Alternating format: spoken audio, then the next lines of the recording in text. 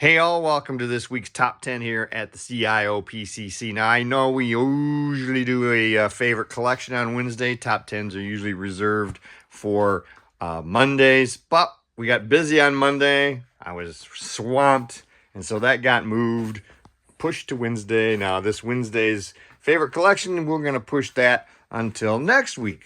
So today we're going to look at a top 10 around another toy company. Palisades. And I bet you're going to know what most of the favorites are on here, as I've talked about how much I love the work that Palisades did.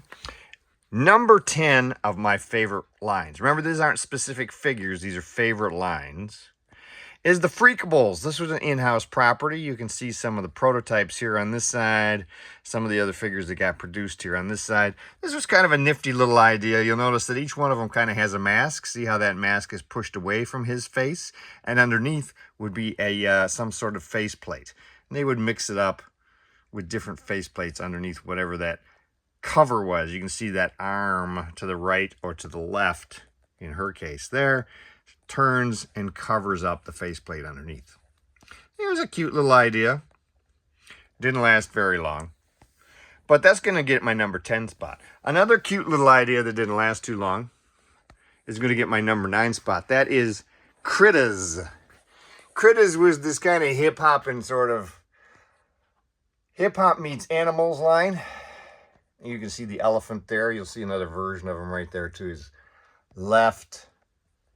And the gorilla. Got some pigs and bears and dogs.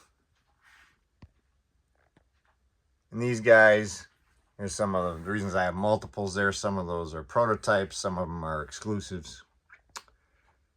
Pre-production stuff.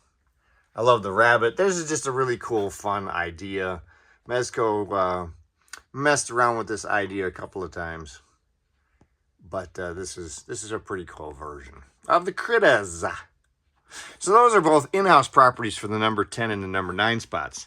Let's walk on over this way and we'll talk about the first licensed line that I'm picking in their top 10. Going to be around the holidays.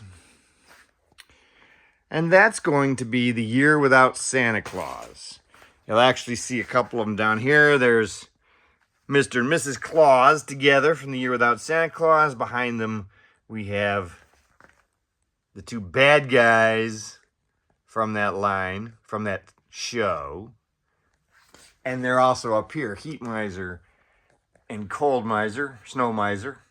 They're both up here as well. They did these as 3-packs, and they did the clear version with a couple of the elves. Jingle and Jangle, I believe their names were. I think I have Jingle and Jangle down here somewhere too, as I recall.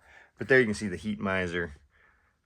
The ones in the 3-packs were the clear versions in either red or blue translucent. Oh yes, there's Jingle and Jangle over here. So that's number 7. Or no, that's number 8. Number 7, we're going to go back over this way and talk about another cartoon line. Palisades did some fantastic cartoon lines.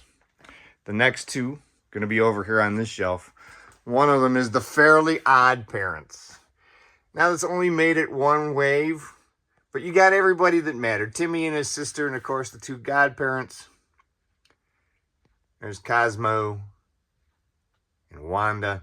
Got them in a couple of versions, like as the fish in the bowl.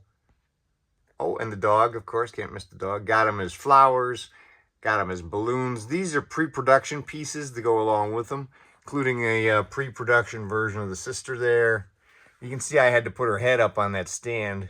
That's one big problem with them, and why they ended up down here in the number 7 spot is because they are really, really hard to keep standing because of those huge heads. Let's face it, is part of the problem with the character designs.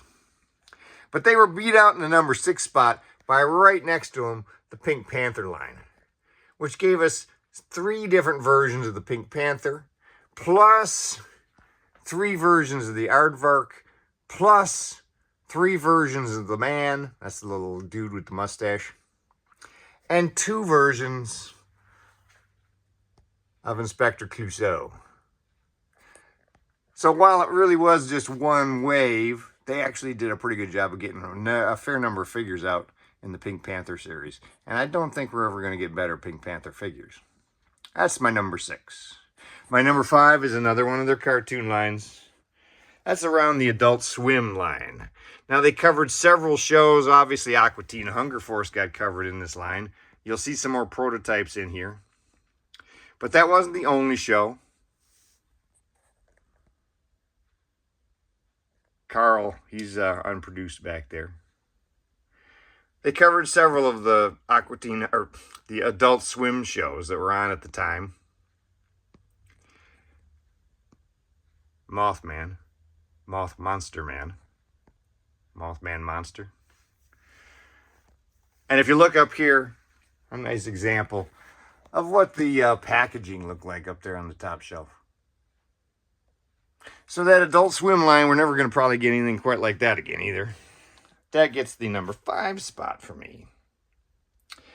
Number 4, we're going to get away from the cartoon or animated stuff, and we're going to talk about the Army of Darkness, which of course they did this line. If you've looked at my Evil Dead collection video, you'll have seen all of these.